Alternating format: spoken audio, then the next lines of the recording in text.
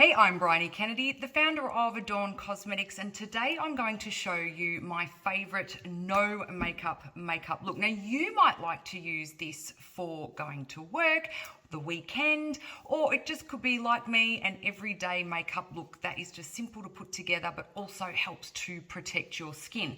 So first up, I'm going to prep my skin. Now, your skin prep may be a little bit different to mine, and that's completely fine. The key here is to make sure that you're using products that are going to help protect your skin for the day, keep it really well hydrated, but of course balance it out so that your makeup applies as nicely and as evenly as possible. You always also want to make sure that the skin preparation ingredients and the products you're using under your makeup work in synergy with your makeup. If you find your foundation is separating, it could be that you're using too much, or maybe you're not allowing your skincare to settle for long enough. So maybe reduce the amount of skincare you're using, or just allow it to settle a little bit longer. Now, I'm going to first of all spritz my skin with the Adorn Rosewater, a beautiful natural Bulgarian distilled rosewater, nothing synthetic. It's very hydrating and plumping for the skin. And what it also does is allows your serums to penetrate a little bit further. So I've just put on our vitamin C in the Plant Ceutical range, the 20% vitamin C. Now, of course, you can put that on your neck and your décolletage. When your skin is damp, it does allow the skin to absorb your ingredients from your serum, or your serum just to penetrate that a little bit further, rather than it just targeting dry, dehydrated skin. Then what I do is I put about half a pump of our hydration primer onto my face and, of course, my neck.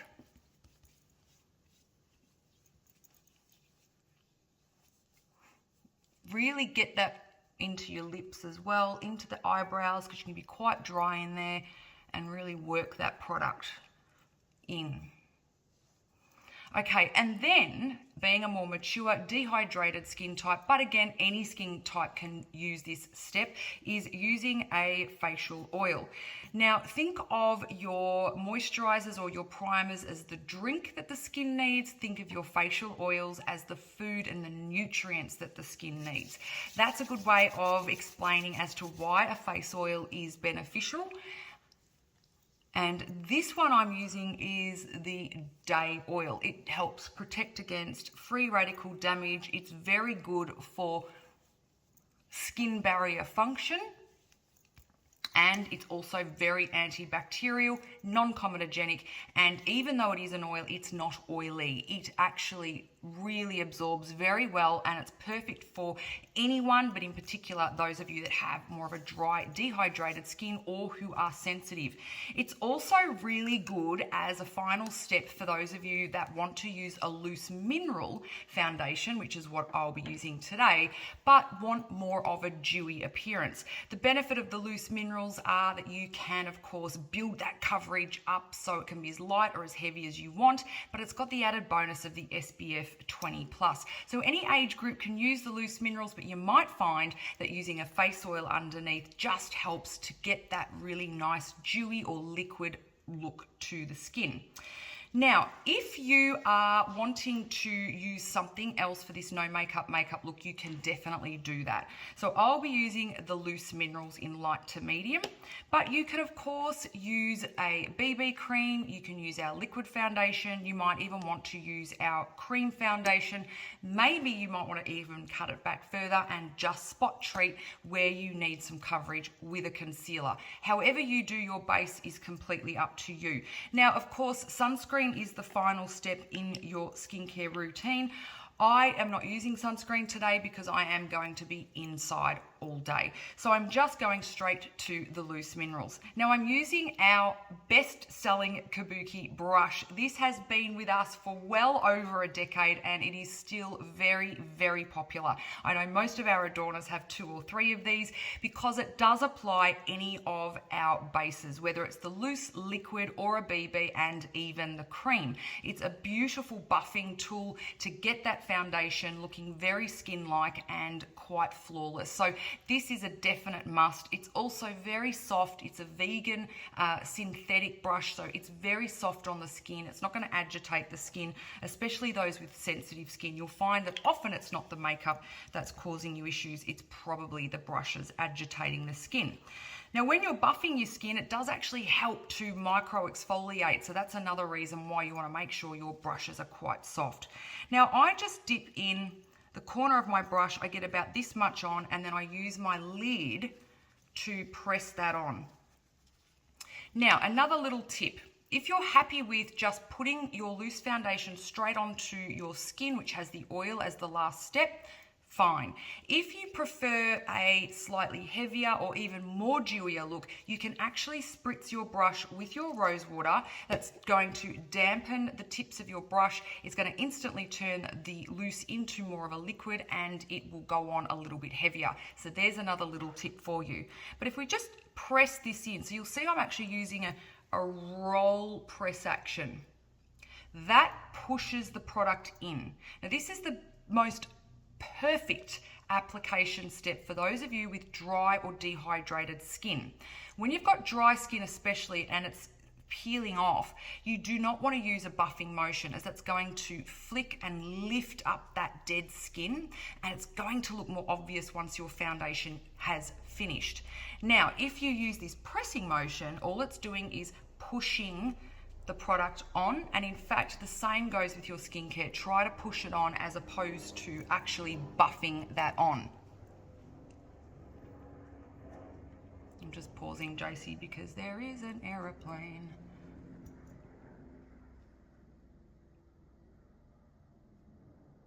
So the technique of how you'll use your butt brush will also make a significant difference with the final result. So I'm going to continue with the pushing motion of the skin.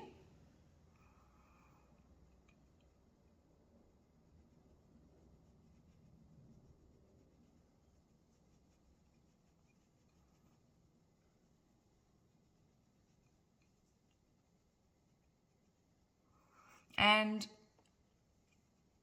I probably put a little bit too much initially on my eye, but I do like to put the foundation on my eye because it's got the SPF 20+. Why wouldn't you?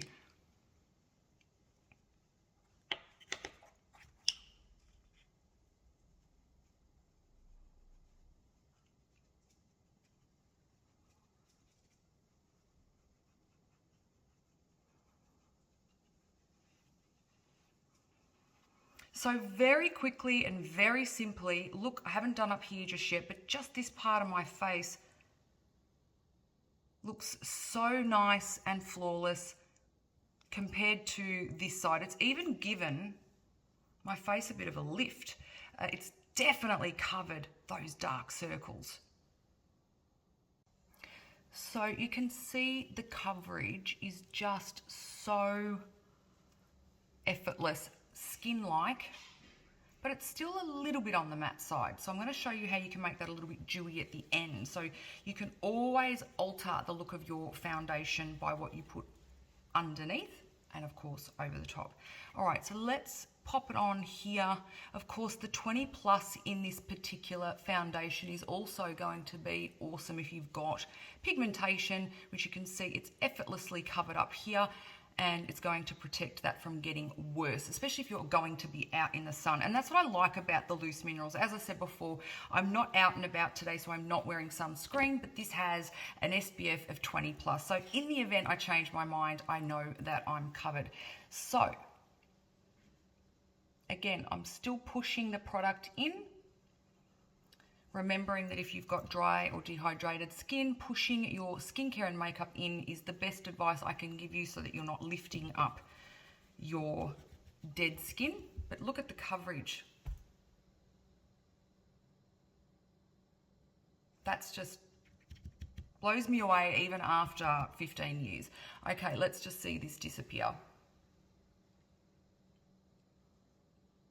Being gentle around the eye, I'm just doing little presses. I'm not dragging the eye at all. Just love it. Okay. Now, the more frequently you notice every time I move the brush away, I'm dipping it again.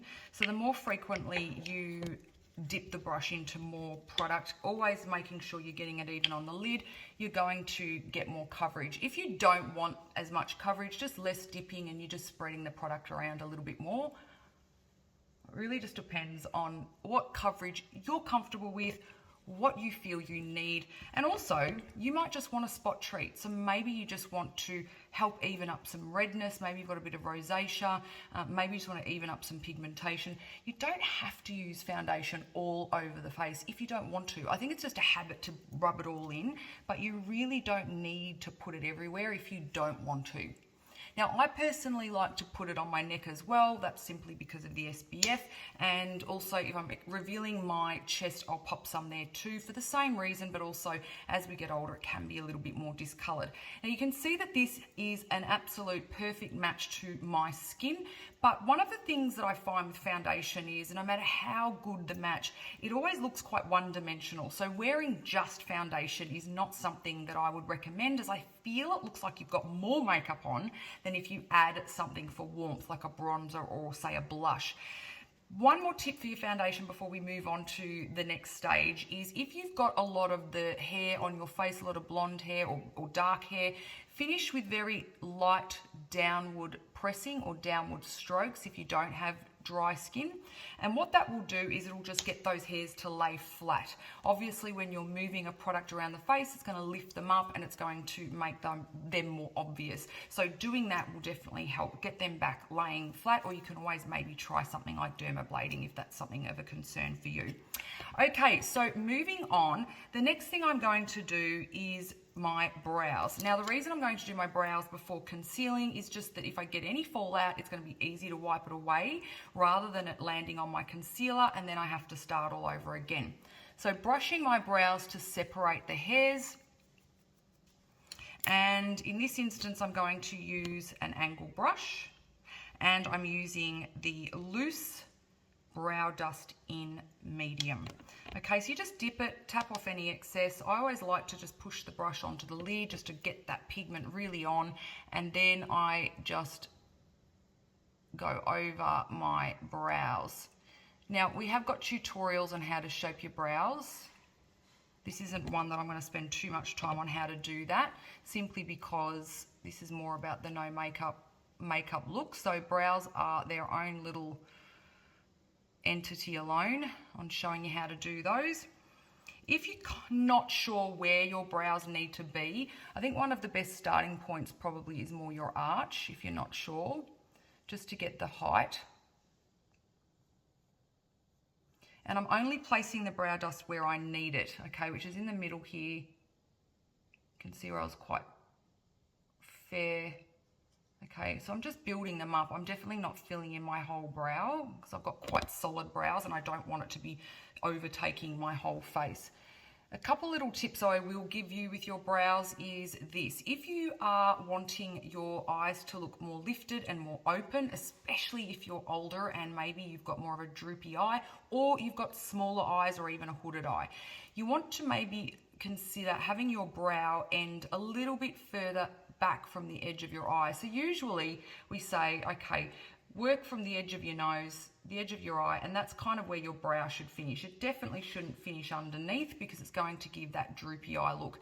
But you can take that one step further and start just tweezing a little bit in, because then that's opening up this area here to be wider, giving the illusion of a lift and a more open eye. So that's number one. Number two, your arch should sit on a diagonal with the tip of your nose, your pupil. Okay, it shouldn't sit over here, okay, or over here. You're going to get really round or that sort of tadpole effect. And the center of your brow, typically on the side of your nose like this. If you've got a wide nose and you're wanting to make that look smaller, you could definitely bring your brows in a little bit closer. That will create the illusion of a smaller nose. Or if you want to have a larger nose, again, you just take it a little bit further out. Okay, so the brows are done. I'm just going to quickly dust in case there was a little bit of fallout. Okay, I also like to just rebrush over the brows because I feel that that separates the mineral brow dust, creates more like a hair effect. And now I'm going to use our best-selling Peachy Sleep Concealer. Can't keep up with the production of this. It is amazing. Now, obviously this foundation has hidden my tremendously dark circles, and you saw those a moment ago. It's just one of those things that I just have genetically. And the less fat tissue you have here as you get older, the more those things become prominent because you're seeing all of the veins and things from underneath. So there's nothing really you can do about that except for cover it up. So I'm now going to use the Peachy Sleep Concealer, and this is an under eye concealer. It's a corrective concealer that has a peach undertone, which helps correct blue and black. So it's perfect for someone like myself who's got those dark circles. And look at that. Absolutely covers it and gives instantly, this side of my face has got a nice lift. It looks healthier. It's got light. And the healthiest no makeup look, or any look, giving yourself that warmth and light, or dark and light, contour and light, all of these different elements that you can introduce, even simply, will create the most natural finish rather than just flat one-dimensional looks. So let's pop this on the other side. And I always get right in the corner of the eye because that's quite dark for most people. And I'm using my ring finger. I find you can't sort of be tempted to put too much pressure, and of course you want to protect that skin underneath there. Then what I do is I pop some in the corner of my eye. We're all a little bit red there, and I angle that upwards into the temples. Again, if we can make this area look a little bit lighter, it looks lifted. And it's also combating looking tired as well. If you're someone who does wear mascara or eyeliner every day, do make sure that you clean up underneath here. Even if you've cleansed in the morning, grab a cotton tip because you'll find you've still got a little bit of mascara or eyeliner there. And when you start putting concealer on, it's going to grab onto that no matter how little, and it's going to make that area look quite blue, and it's going to end up making your eyes look grey and tired when you start putting that concealer on. So that's perfect. That's really good, amazing coverage. Happy with that. Of course, if you want to add some concealer on your spots and bits and pieces, feel free to do that. You might want to opt with something that's more of a skin tone. So look at our corrective concealers that are the light medium or the medium dark, and just spot treat those where you need them. One of the other things I want to mention about concealer is less is more. I do know that most of us want to cover our flaws and we want them gone, and it's just impossible to completely cover something 100%. You need to weigh up how much coverage you want versus how much makeup you want to look like you're wearing, because you will look like you're wearing makeup if you make it quite heavy. And of course, I'd like to think that you're smiling throughout the day, especially if you're someone like myself who's more mature. You've got fine lines, and those products may end up gravitating and making those areas look worse. So it's about finding what you're happy with from a coverage perspective, but not using anything too much or too heavy that's going to then, of course, draw attention to large pores, fine lines, and things like that. Okay, so when you've got, I guess, a raised flaw, like a pimple or a sore or a scab or dry skin, those things are almost impossible to hide. Okay, what you can do is make them look less so, but you can't hide something that is obviously sitting over on top of the skin. It is very difficult, but you can tone down the color or the discoloration, and so it doesn't look so angry. But don't try and pile on too much, because it's really just going to make that look worse. So there's some tips around concealing. And the other tip before I move on to some of the more products that warm up my face now, make sure your foundation matches your skin perfectly. But if you can go a little bit warmer or a little bit darker, then do so, especially if you've got a darker décolletage. Most times people will find that they are looking like they've got makeup on or don't like the look of foundation, and it's simply because it draws attention to their flaws. And the reason why it draws attention to their flaws is because the foundation is too light. When things are too light, it will draw attention to pores, fine lines, dry skin, think when you wear white clothes or you paint a house white, it's to make things look bigger. So if you're wearing a foundation that's too light, it's going to make those things look bigger also. So where you can, go slightly darker or slightly warmer, and especially match to your décolletage if you are revealing that with your clothing. Okay, so one step to go in relation to, no, we've got a few more steps, sorry, but one more step towards getting my skin looking beautiful and healthy, and that is using our Corrective Compact, or the Corrective Contour Compact. Now, if you're not someone who loves wearing bronzer, or you just can't find a tone that you like, the Corrective Contour bronzer, doubles as a bronzer. It's an amazing product, and it's a really good color for most people, especially if you've got fair skin, even darker skins. But if you're finding that bronzers look quite orange on you, then you're going to love this product. Not only will you be able to contour with it, but it's an awesome bronzer, and I love this one for my no makeup look because it's just seamless and it's really easy to blend. So just use one of your larger brushes and swirl that on. And again, you can layer this up and make it as warm or as dark as you want, but I'm just going for a little bit of a light coverage. Now, the shape that I'm creating here is I'm following my hairline. It's like a number 3, okay? And then I'm going underneath the cheekbones a bit here. Then I'm going back in front of the ear and along the jawline, so it's a 3. Okay, the reason I like doing it this way is it's super quick, it suits most face shapes, and what it does is it gives warmth but structure. So it's going to give a little bit of a shadow down the forehead here. So instantly I look warmer on this side, and you'll see when I finish off how much healthier this side looks. It's also going to double as giving me a more defined cheekbone. Now, if you've got quite a narrow face, which I'm starting to as I'm getting older, maybe don't pop it under the cheekbone. You could probably pop it on the top, and then it doubles up as a blush bronzer as well. Okay, and then along the jaw, simply because it gives me a bit of structure, and especially if you've got skin here that's starting to maybe hang, popping it along the jaw and even just under here a little bit is going to hide that. So remember, darker things look smaller, okay? So the key here, especially if you've got maybe a large forehead, you could take this down a little bit further and make the forehead look a little bit smaller, but also, of course, give that health and warmth to the skin.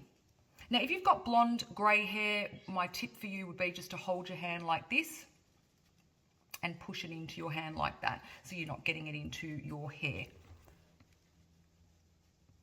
Now, if you're wearing your hair up, go behind the ears, even a little over the ears, especially if you tan your face. Tan doesn't tend to stick to the ears very well, so I find using the Contour Compact on the ears, see how it just warms that ear up a little bit so it doesn't look so obvious. There's nothing worse seeing a really pasty ear.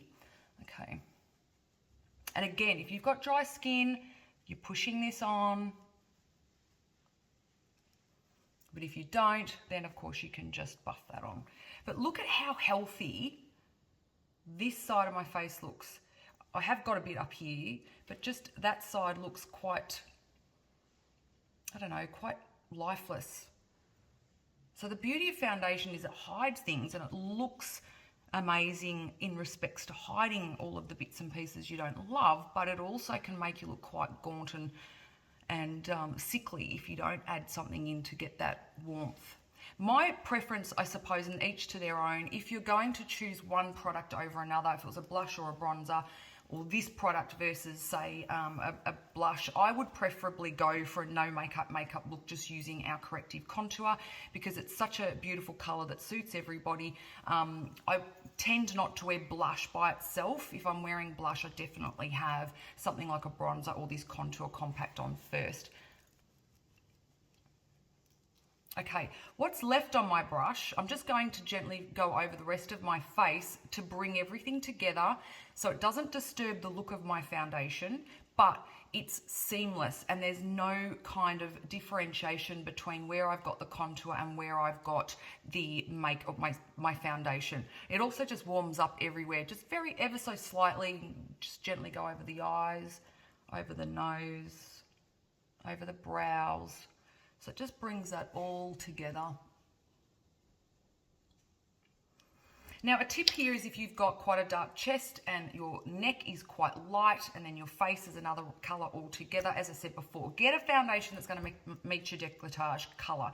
If you can't, or you haven't, or you've got it wrong, use something like this Corrective Contour Compact to darken up the neck, so that at least if you're wearing something low, you're going to have more of a even look. There is nothing worse and more obvious than you're wearing makeup if your neck's quite white, your chest is quite red or dark, and then your face again is another color altogether. So there's some tips there. One of the things I also do on my no makeup days is whatever's left on the brush as well, I tend to just pinch it like this and I just run it over my eyes like that. There is no fuss given here. I just get it on and it just gives me a little bit of color like that. So it's really just hitting in here. Okay, so that's the eyes and the warmth of that gone. Okay, now for this particular look, I am just going to show you a little bit of blush if you wanted to add that in. Again, just use a larger brush is going to give you less intensity. A smaller brush is going to give you more intense color. You could use a cream. You could use our loose minerals if you wanted. You could pick a lipstick color. Whatever it is you want to put on your cheeks at this point, completely up to you. I'm using the Winter Blush. This is one of our best-selling blushes. It's a little bit, looks a bit darker than it does on the screen. It's actually maybe twice as dark as that. You find cameras do tend to wash things out a little bit.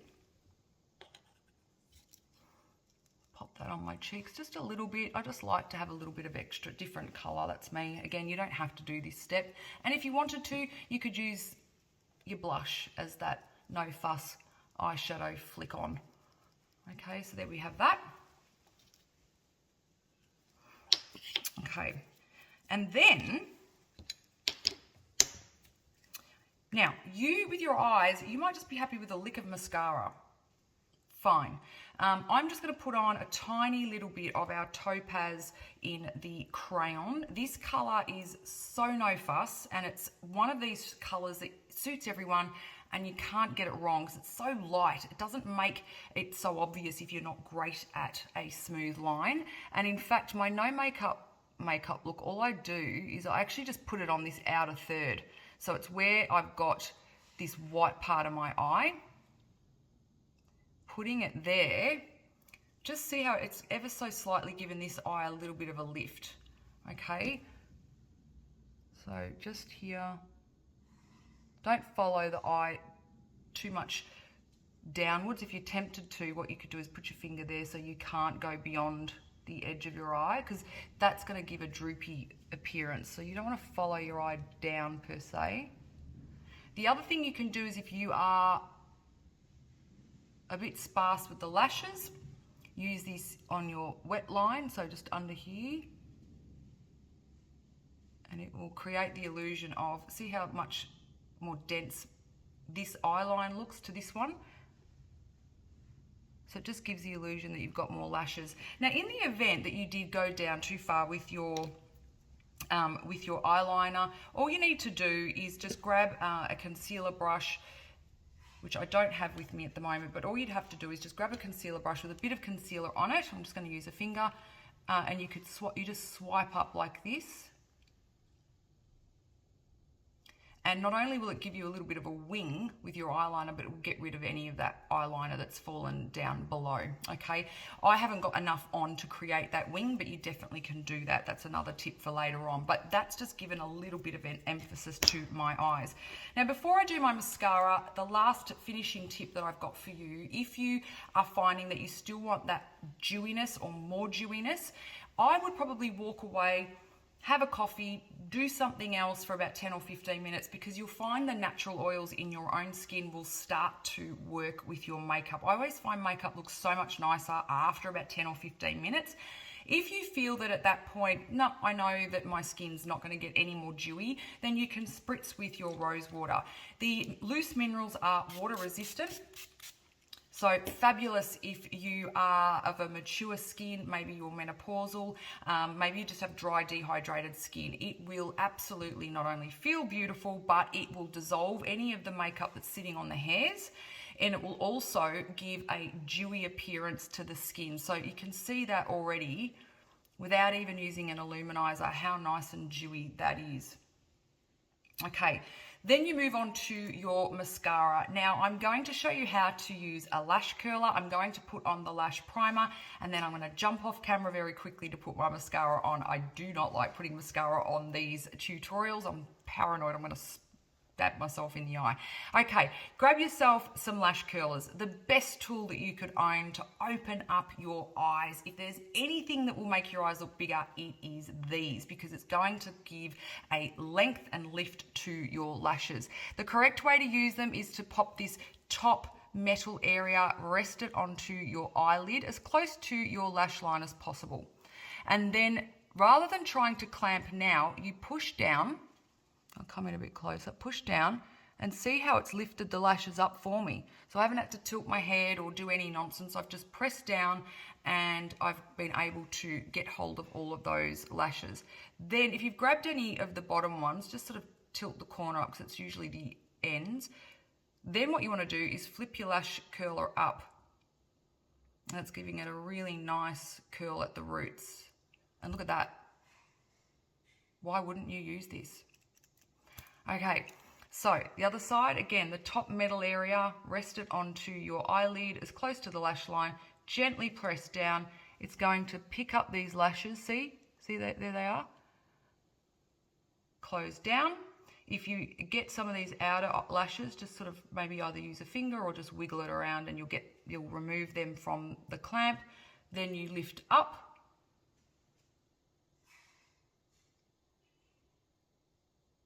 And release. You could do it a second time if you wanted to, but not worrying about that today.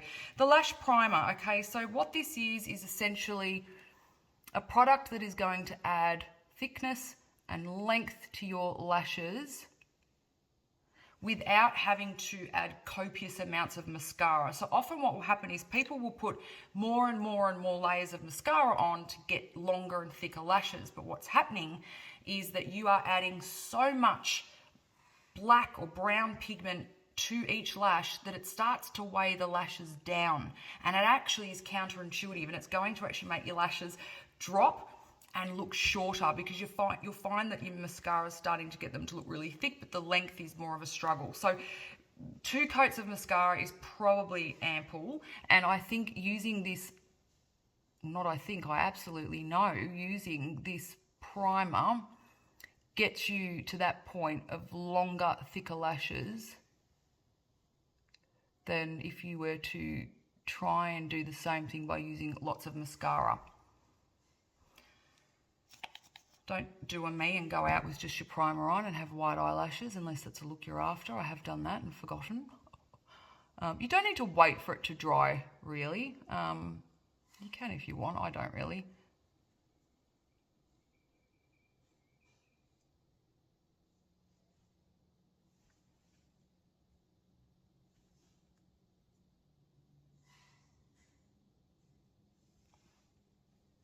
Okay, so there's the Lash Primer. I'm just going to let that dry for a couple of seconds and then I will pop my mascara on. But one of the products I love to use for my no makeup look is the lip glaze. Again, this is a staple in nearly every Adorner's bag that I know of. It's such a cute little lipstick. It's a biodegradable packaging, but it's a clear lipstick. So if you want something that's a bit more glam in respects to a gloss, this is it.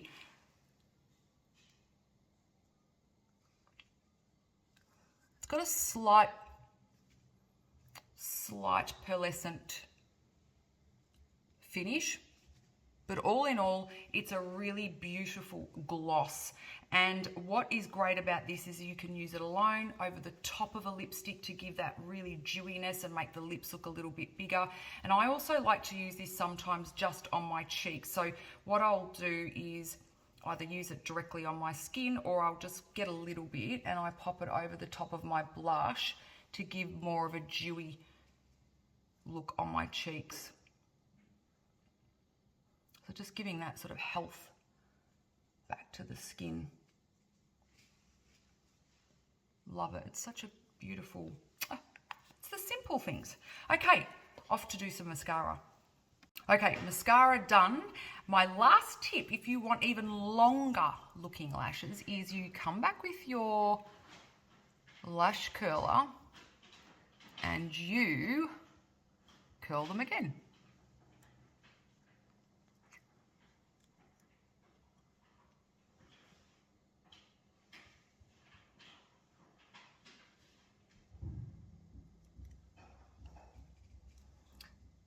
Perfect.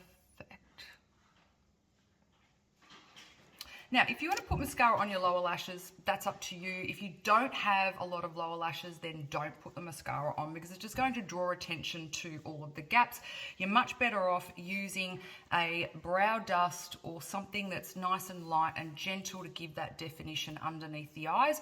I'm not a lover of black eyeliner underneath the eyes, and nor am I inside the rim. I think it's incredibly aging and it does make the eyes look very small. So if there's one habit maybe you could try and switch would be to get a brown, more of an eyeshadow or a brow dust. They're a lot softer and a bit more forgiving. The same with your mascara. If you have more sparse lashes or you are more of a fair hair or fair skin, try a brown mascara. It's a little bit more forgiving in respects to, I suppose, those lashes that might be missing, but also it looks more natural for those of you that have more of a fair skin. So just to recap my no makeup look. Do your skin prep and make sure you give it a chance to soak into the skin. If you've got more of a dry, dehydrated skin, then make sure that you ensure that you push your skincare or your makeup onto the face so that you're not lifting that dry skin up and making it more obvious. You can use any base that you want. It could be just correcting with foundation on the spots you need. It could be a full face of foundation, liquid, cream. It could be a BB, or it could be, of course, our loose minerals. You can just use a concealer if you wanted to as well. But to add warmth, remember to use either a bronzer, or if you want something that's a little bit universal and less, say, orange, especially if you're fair, go with the Contour Compact. It is really beautiful and it's a gorgeous all over for cheeks, for eyes, for face. You can even use it on the body. And again, if you're wanting to add blush, you can. That's completely up to you. With ours, you can use cream or loose over the top of a loose mineral. Eyes are up to you. Straight mascara, maybe a little bit of eyeliner if you wanted to, but definitely a little bit of brow definition and finishing off your lips with either a gloss or my favorite, which is the lip glaze.